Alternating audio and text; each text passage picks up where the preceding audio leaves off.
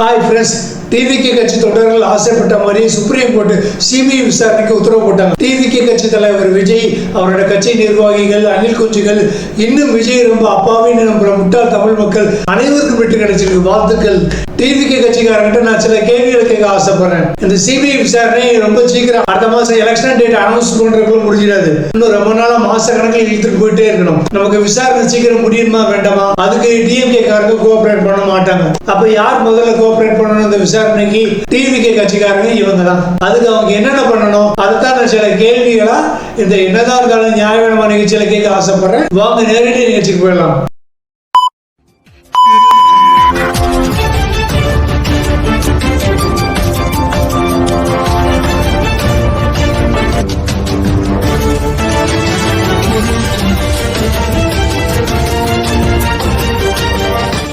எல்லாருமே சிபிஐ விசாரணை வேணும். ஹைகோர்ட்டு சுப்ரீம் கோர்ட்டு எப்போ அனுப்புவாங்க? தங்களுக்கு சரியான நியாயம் கிடைக்கல, நீதி கிடைக்கல, எல்லாரும் எங்களுக்கு எதிராக சதி பண்ணுறாங்க, அவங்க நியமிச்ச எஸ்ஐடி அதாவது ஸ்பெஷல் இன்வெஸ்டிகேஷன் டீம் எல்லாம் எங்களுக்கு நம்பிக்கை இல்லை, அப்போ எங்களுக்கு நியாயமான நீதி கிடைக்கும் சிபிஐட்ட போவாங்க. ஒரு கிரிமினல் கேஸில் அரசு தரப்பு சிபிசிஐடி போலீஸ் சரியாக விசாரணை நடத்தலை, பாரபட்சமா செயல்படுறாங்கன்னா சிபிஐ விசாரணை கேட்கணும். அதுக்கான உரிமை அதிகாரம் எல்லாருக்கும் உண்டு, விஜய்க்கும் உண்டு. அப்படி சிபிஐ விசாரணை கேட்கறவங்க, ஆசைப்படுறவங்க முதல்ல உண்மையா நியாயமா நேர்மையா நடக்கணுமா இல்லையா? சிபிஐக்கு ஒழுங்கா ஒத்துழைக்கணுமா இல்லையா? அப்படி நம்ம முதல்ல சில நியாயமான கேள்விகளை டிவிகே கட்சிக்கிட்டே கேட்போம். வாங்க ஆரம்பிக்கலாங்களா?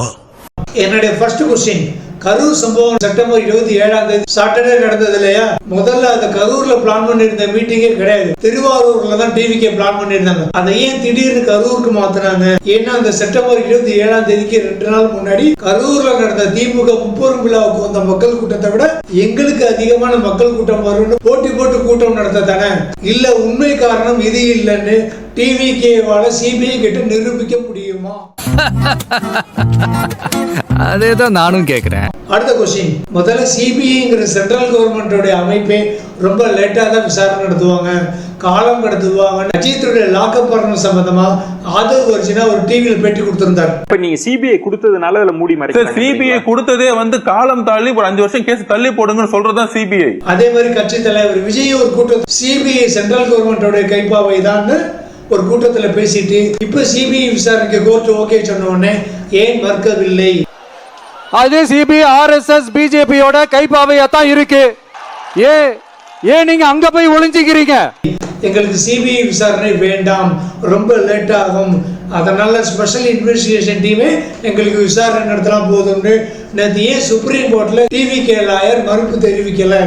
சிபிஐ விசாரணை எங்களுக்கு வேண்டாங்கிறதுக்கான உண்மையான ரீசனை டிவிகே தலைவர் விஜய் அண்ணா சிபிஐ கிட்ட நேர்மையா சொல்ல தயாரா?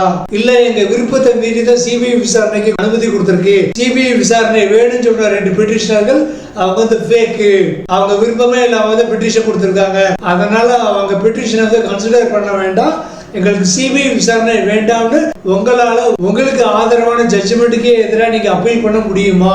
இப்ப கூட ஒண்ணு கேட்டு போகலாம். ஆமா, சிபிஐ விசாரணைனால ரொம்ப லேட் ஆகும்னு தெரிஞ்சும் சிபிஐ விசாரணைக்கு அனுமதி கொடுத்த சுப்ரீம் கோர்ட்டுக்கு ஓகே சொல்லிட்டீங்க. அப்ப இந்த விசாரணை முடிஞ்சு ஒரு ஃபைனல் டிசிஷன் ஃபைண்டிங் வர்ற வரைக்கும் எத்தனை மாசங்கள் எத்தனை வருஷங்கள் ஆனாலும் எங்களுக்கு அரசியல் இணைக்கப்பட்ட களங்கத்துக்கு நீதி கிடைக்கிற வரைக்கும் போராடுவோம். அது வரைக்கும் எந்த அரசியல் நிகழ்வுகளையும் நல்லா கவனிங்க, 2026 அசம்பிளி எலெக்ஷன் உட்பட எந்த அரசியல் நிகழ்வுகளையும் நாங்கள் ஈடுபட மாட்டோம்னு சிபிஐ கிட்டையும் மக்கள் கிட்டையும் டிவிகே கட்சி தலைவரும் மற்ற உறுப்பினர்களும் ஒரு உறுதிமொழி கொடுக்க முடியுமா? ஏன்னா இப்ப நம்ம வீட்டுல நமக்கு ஒரு அவமரியாதை நடந்ததுன்னா, நம்ம மேல ஒரு கெட்ட பேர் உண்டாயிடுச்சுன்னா, நமக்கு நல்ல பேர் உண்டாகிற வரைக்கும் நம்ம அந்த வீட்டுக்கு வர மாட்டோம், அந்த வீட்டுல சாப்பிட மாட்டோம், கை நினைக்க மாட்டோம்னு நம்ம ஒரு உறுதிமொழி எடுப்போமா இல்லையா? அந்த மாதிரி ஒரு உறுதிமொழி டிவிக்கு எடுக்க தயாரா? ஆஹா, போட்டாண்டா நங்கூரத்தை. அடுத்த டிவிகே கட்சி நிர்வாகி ஆதவ் கிருஷ்ணா நேற்று டெல்லியில ரிப்போர்ட்டர்ஸ் கிட்ட பேசும்போது விஜய் ரொம்ப லேட்டா வந்தாருன்னு ஒரு பயங்கரமான இமேஜ் பர்பஸா கிரியேட் பண்ணிட்டாங்க. ஆனால் நாங்க கரூர் மாவட்ட டிஎஸ்பி கிட்ட செப்டம்பர் 27 சாட்டர்டே மதியானம் 3 மணில இருந்து ராத்திரி 7 மணி வரைக்கும் தான் பெர்மிஷன் டைம் கேட்டிருந்தோம்னு சொல்றாரு. தலைவர் லேட்டா வந்தாருன்னு ஒரு அபாண்டமான குற்றச்சாட்டு பரப்பப்பட்டுச்சு. ஸோ 3 to 10 என்ன காவல்துறை சொன்னாங்களோ அந்த இடத்துல தான் நாங்கள் கரெக்டாக போனோம். ஆனா சம்பவம் நடந்ததுக்கு முதல் நாள் செப்டம்பர் 26 டிவிகேனுடைய இன்னொரு கட்சி நிர்வாகியான எங்கேயோ ஒளிஞ்சிருக்கிற புசியானது நாளைக்கு செப்டம்பர் 27 விஜய் மதியானம் 12 மணிக்கே கரூர் மக்களை சந்திக்க வருகிறார்னு டிவிகள்ல ஏன் பொய்யா பேட்டி கொடுத்தாரு? வேலுச்சாமிபுரத்தில் நாளை மதியம் 12 மணி அளவில் தமிழக வெற்றி கழகத்தின் தலைவர் அவர்கள் மக்களை சந்திக்க இருக்கிறார். விஜய் இப்போ வந்துருவாருன்னு டிவி சேனல்கள் சோசியல் மீடியாக்கள் மூலமா கூப்பிட்டு ஏன் மொட்டை வெயிலே நிப்பாட்டி சோறு வேண்டாம் தண்ணி கூட கொடுக்காம ஏன் நிப்பாட்டி வச்சீங்க? இதுக்கான சரியான எக்ஸ்பிளனேஷன் சிபிஐ கிட்ட கொடுக்க முடியுமா உங்களால?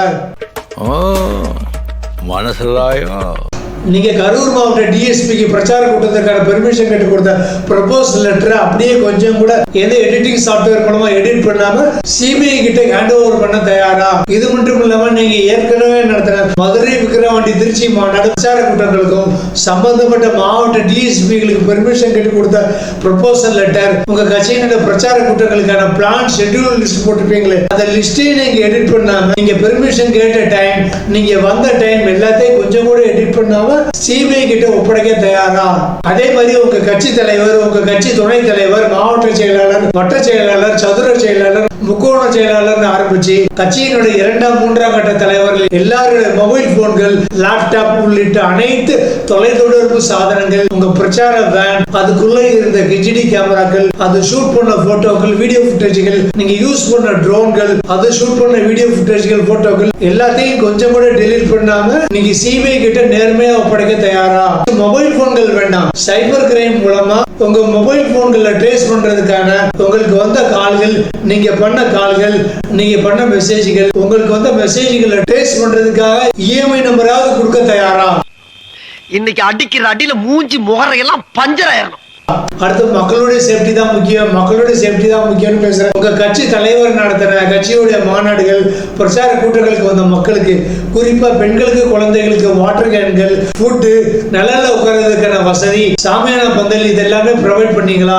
ஒவ்வொரு மாநாட்டுக்கும் பிரச்சார கூட்டத்துக்கும் எத்தனை ஆயிரம் எத்தனை லட்சம் வாட்டர் பாட்டில்கள், சாப்பாடு பொட்டலங்கள் சப்ளை பண்ணீங்க? அதில் யூஸ் பண்ணது எத்தனை, வேஸ்ட் பண்ணது எத்தனை? ஏன்னா நிறைய அணில் குஞ்சுகள், நிறைய வாட்டர் கேன்களை அப்படியே கொத்த அள்ளி வீட்டுக்கு கொண்டு போயிட்டு இருந்தாங்க. இது எல்லாத்துக்கும் கணக்கு கொடுக்க முடியுமா? அதே மாதிரி காலையில இருந்து வெயில காத்து கிடந்த உங்களை பார்க்க வந்த மக்களுக்கு, குறிப்பா பெண்களுக்கு, குழந்தைகளுக்கு எத்தனை மொபைல் டாய்லெட்டுகள் அமைச்சு கொடுத்தீங்க? இத்தனைக்கான ஆதாரங்கள், இவைகள் வாங்கினதுக்கான பில்கள் உட்பட கணக்குகள், போட்டோக்கள், வீடியோ புட்டேஜ்களை சிபிஐ கிட்ட நீங்க நேர்மையா டேட் வைஸா கொடுக்க தயாரா? அதுதான் கோடிக்கணக்கில் வர சம்பளத்தை விட்டுட்டு தான் சினிமாவுக்கு வந்தேன்னு சொல்றாரு உங்க கட்சி தலைவர். பணம் என்ன பெரிய பணம்னு சொல்றாரு உங்க தளபதி. அப்ப இதெல்லாம் வாங்கினதுக்கான, யூஸ் பண்ணதுக்கான கணக்கை சிபிஐ கிட்ட நேர்மையா ஒப்படைக்க தயாரா? நீங்க கேட்கலாம், இதெல்லாம் ஒரு நாள் ஜஸ்ட் ஒரு half an hourல கிட்டத்தட்ட 2 மணி நேரம் வரைக்கும் மட்டும் நடத்த போற கூட்டத்துக்கு வர லட்சக்கணக்கான மக்களுக்கு நாங்க எப்படி இத்தனை லட்சம் வாட்டர் கேன்கள், ஃபுட் சப்ளை பண்ண முடியும்னு நீங்க கேக்குறீங்களா? அப்புறம் ஏன் உங்க தலைவர் சாயங்காலம் தான் வரப்போறான்னு நல்லா தெரிஞ்சிருந்தோம். காலையிலே வான்னு மக்களை கூப்பிட்டுறீங்க, வெயில உட்கார வைக்கிறீங்க, வெயில நிப்பாட்டி வைக்கிறீங்க, சாப்பாடு வேணாம் தண்ணி கூட கொடுக்க மாட்டேங்கிறீங்க. இதுக்கான சரியான எக்ஸ்பிளனேஷன் உங்க தலைவர் விஜய் சிபிஐ விசாரணையில நேர்மையா வந்து சொல்லுவாரா? முதல்ல அவர் வீட்டை விட்டு வெளியே வருவாரா? வந்து வாயை ஏதாவது திறப்பாரா? அழக்கூடாது, நீ அழுற, நீ தாதாடா டான். அடுத்து உங்க கட்சி தலைவர் நடத்துற மாநாடு அண்ட் தேர்தல் பிரச்சார கூட்டங்களுக்கு வந்து நிறைய பேர் தண்ணி ஃபுட் இல்லாம மயக்கம் போட்டு விழுந்திருக்காங்க. அவங்களெல்லாம் போய் பார்த்தீங்களா? அட்லீஸ்ட் பெண்கள், குழந்தைகளாவது போய் பார்த்து அவங்களுக்கு மருந்து செலவுகளுக்கு ஏதாவது ஏற்பாடு பண்ணீங்களா? அதுக்கான மருந்து பில்கள் உங்க கட்சி நிர்வாகிகளாவது மக்களை சந்திச்சதுக்கான போட்டோக்கள், வீடியோ ஆதாரங்கள் இது எல்லாத்தையுமே டேட் வாரியா சிபிஐ கிட்ட ஒப்படைக்க தயாரா? மதுரை மாவட்டத்தில் டிவிகே கட்சி தலைவர் ராம்பாக் வரும்போது ஒரு அணில் குஞ்சை பவுன்சர்கள் தூக்கி எரிஞ்சாங்களே, அந்த அணில் குஞ்சுக்கு என்ன ஆச்சுன்னு போய் விசாரிச்சீங்களா? அந்த சரியான அணில் குஞ்சை நீங்க பார்த்ததுக்கான போட்டோ ஆதாரம், வீடியோ ஆதாரம், அவங்க வீட்டுக்காரங்க கூட நீங்க போன்ல பேசுறதுக்கான வாய்ஸ் கால் ஃபுட்டேஜ்களை டேட் வாரியா சிபிஐ கிட்ட ஒப்படைக்க தயாரா? அதே மாதிரி நாமக்கல்ல இருந்து வர்ற வழியில பைக்ல வந்து ஒரு அணில் குஞ்சு உங்க கட்சி கேரவான்ல அடிபட்டாரு, அந்த அணில் குஞ்சுக்கு என்னாச்சுன்னு விசாரிச்சீங்களா? அவருக்கு என்ன மருத்துவ செலவு பண்ணீங்கன்னு ஆதாரம், போட்டோ, வீடியோ பில்கள் உட்பட எல்லாமே டேட் வாரியா சிபிஐ கிட்ட ஒப்படைக்க தயாரா? இவ்வளவு விவரமா பேசுது தம்பி யாரு? உங்க கட்சி தலைவர் விஜயோ இல்ல கட்சி நிர்வாகிகளோ உங்க அணில் குஞ்சுல கட்டுப்படுத்துறதுக்கான ஆதாரமோ இல்ல கட்சி தலைவர் பேச்சு ஆரம்பிக்கிறதுக்கு முன்னாடியே அணில் குஞ்சுகளை அடங்கி ஒடுங்கி உட்கார செய்து கட்டுப்படுத்துறதுக்கான வீடியோ ஆதாரமோ இல்ல கூட்டம் தொடங்குறதுக்கு முதல்லையே, அதாவது முதல் நாளே அணில் குஞ்சுகள் இப்படி கண்ட்ரோல் இல்லாம பிரச்சாரகன் டாப்ல ஏறுறது, கரண்ட் போஸ்ட்ல ஏறுறது, கோவில் கோபுரத்துல ஏறுறது, கடைகள் போர்டுல ஏறுறது, பிரச்சாரகன் பின்னாடி ஓடி வர்றதுன்னு இப்படி சில்லற தற்கொலைகளா நடந்துகிட்டீங்கன்னா இனி எடுத்து நான் உங்களை பார்க்க வர மாட்டேன்னோ இல்ல பேச ஆரம்பிக்க மாட்டேன்னோ உங்க தளபதி அன்பாகவோ இல்ல அகற்றியோ பேசுறதுக்கான வீடியோ ஆதாரம் டேட்டு வாரியா சிபிஐ கிட்ட ஒப்படைக்க தயாரா? ஏன்னா சென்னை ஹைகோர்ட் ஜட்ஜி உங்க கட்சி தலைவர் விஜய்க்கு தலைமை பண்பு, அதாவது லீடர்ஷிப் குவாலிட்டி இல்லைன்னு விமர்சனம் பண்ணதை கண்டிச்சீங்களே, அப்ப அதை போயிட்டு நீங்க சிபிஐ நிரூபிக்கணுமா வேண்டாமா? அதுக்கு நான் கேட்கிறேன். அப்படி விவரமா சொல்லு.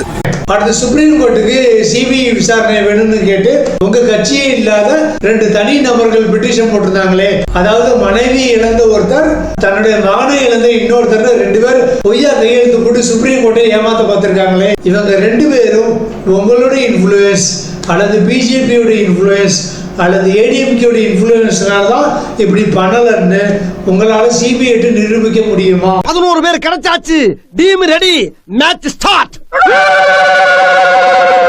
அடுத்த டிஎம்கே கவர்மெண்ட் 10 லட்சம் ரூபாய் நிவாரண தொகை அறிவிச்ச உடனே மக்களுக்காக பாடுபடுற உங்க கட்சி தலைவர், மக்களுக்காக கோடிக்கணக்கில் வருமானம் தர சினிமாவை விட்டுட்டு அரசியலுக்கு வந்த உங்க தலைவர் 20 லட்சம் ரூபாய் நிவாரண தொகைன்னு அனௌன்ஸ் பண்ணதோடு சரி, இன்னும் உங்க தலைவர் வீட்டுக்குள்ளேயே தான் உட்காந்துட்டு இருக்காரு. எங்க ஊர்ல போன வாரம் வயசுக்கு வந்த ஒரு பொண்ணு கூட இப்ப வீட்டை விட்டு வெளியில வந்து சைக்கிள்ல டியூஷனுக்கு போயிட்டு இருக்காங்க. ஆனா உங்க கட்சி தலைவர் எப்ப வீட்டை விட்டு வெளியே வருவாரு, எப்ப எலெக்ஷன்ல சிஎம் கேண்டிடேட் போஸ்டுக்கு நிப்பாரு, எப்ப தமிழகத்துக்கு நல்லாட்சி தருவாரு? அது கூட வேணாம். அந்த இறந்து போன 41 மக்கள்ல எத்தனை பேருக்கு 20 லட்சம் ரூபாய் பட்டுவாடா பண்ணிருக்காங்க? அதுக்கான பேங்க் செக் உட்பட கேஷ் டிரான்சாக்ஷன் நடந்ததுக்கான அல்லது பணம் வாங்கினவங்களுடைய செப்டம்பர் 28ஆம் தேதியிலிருந்து அக்டோபர் 4ஆம் தேதிக்கு வரைக்குமான பாஸ்புக் ஸ்டேட்மெண்ட் சிபிஐ கிட்ட ஒப்படைக்க தயாரா? இல்ல இதுக்கும் 16 நாள் காரியம் முடிஞ்சாதான் தைரியம் வருமா? சும்மா என் நெஞ்சில் குடியிருக்கும் மக்களேன்னு சும்மா வாயாலே பட சொல்லக்கூடாது. உங்களையே நம்பி இருக்காங்களே இவ்வளவு மக்கள், அவங்களுக்காக நீங்க என்ன பண்ண போறீங்க? இது வரைக்கும் உங்க 2 பேருக்கு நான் என்ன பண்ணிருக்கேன்? ஒன்றும் பண்ணல. அதேதான் அவங்களுக்கும் போய் சொல்றேன். என்னுடைய அடுத்த கொஸ்டின், நடந்த 41 பேர் மரண சம்பவத்துக்கு காரணமான முதல் குற்றவாளியான விஜய் சரி சம்பவம் விபத்தா நடந்ததுனால கொஞ்சம் பேனிக் ஆயிட்டாரு, டென்ஷன் ஆயிட்டாரு, ஏர்போர்ட்ல ஓடி போயிட்டாரு. அடுத்த நாளே ரிப்போர்ட்டர்ஸ் கூப்பிட்டு ஏன் இப்படி இது ஒரு விபத்து கிடையாது சதின்னு ரிப்போர்ட்டர்ஸ் கிட்ட பேசல. சரி கொஞ்சம் டென்ஷன் ஆயிட்டாரு விட்டுக்கோங்க. ஆனா சரி இதுவரைக்கும் பாதிக்கப்பட்ட மக்களை நேரில் சந்திக்க வேண்டாம். அன்னைக்கு ஒரு 2 நாள் கழிச்சு ஒரு வீடியோல பேசுறப்ப கூட இறந்து போன 41 பேருக்கு ஒரு அஞ்சலியோ ஒரு வருத்தமோ ஒரு மன்னிப்போ தெரிவிக்காம சிஎம்க்கு சேலஞ்ச் விட்டுருந்தாரு. அதுக்கான எக்ஸ்பிளனேஷனை சிபிஐ கிட்ட நேர்மையா அவரால் சொல்ல முடியுமா?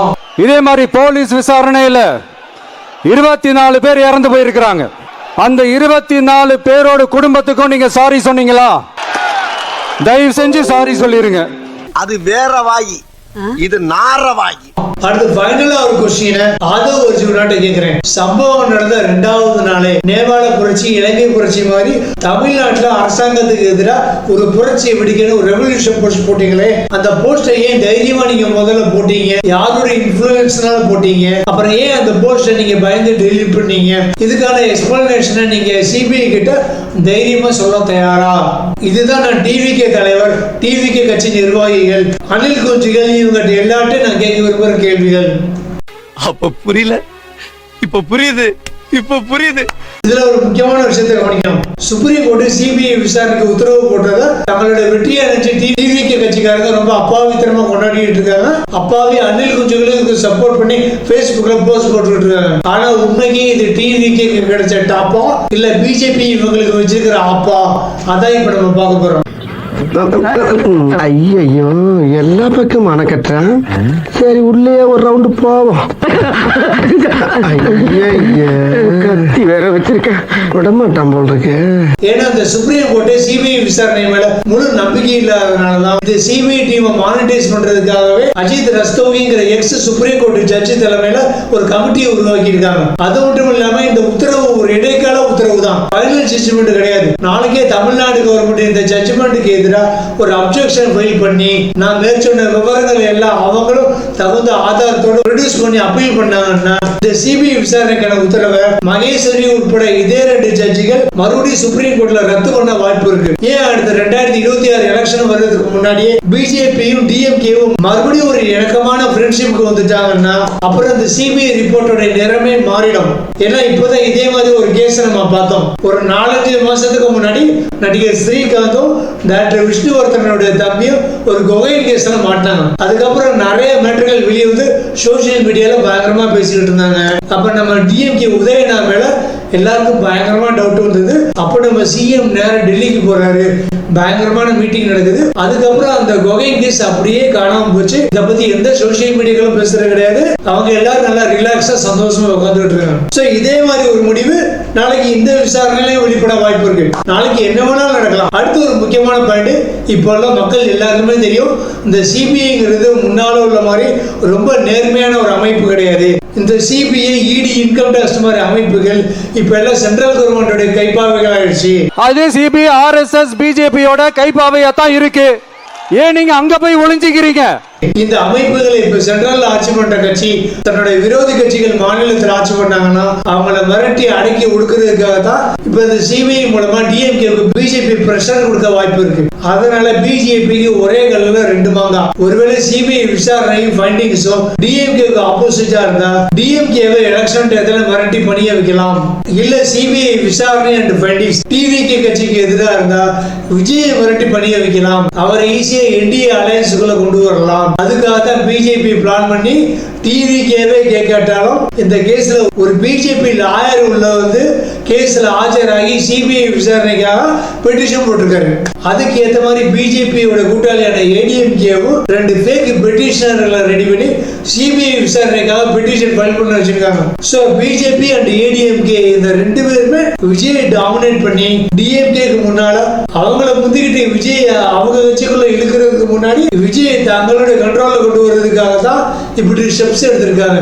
இதை விஜயும் புரிச்சுக்கணும், அனில் குஞ்சுகளும் புரிச்சுக்கணும், மக்களும் புரிச்சுக்கணும். சோ இந்த சிபிஐ விசாரணை அண்ட் ஃபைண்டிங்ஸ்ங்கிறது டிவிகேக்கு கிடைக்க போற டாப் கிடையாது, அவங்களுக்கு பிஜேபி வச்சிருக்கிற ஆப்பு தான்.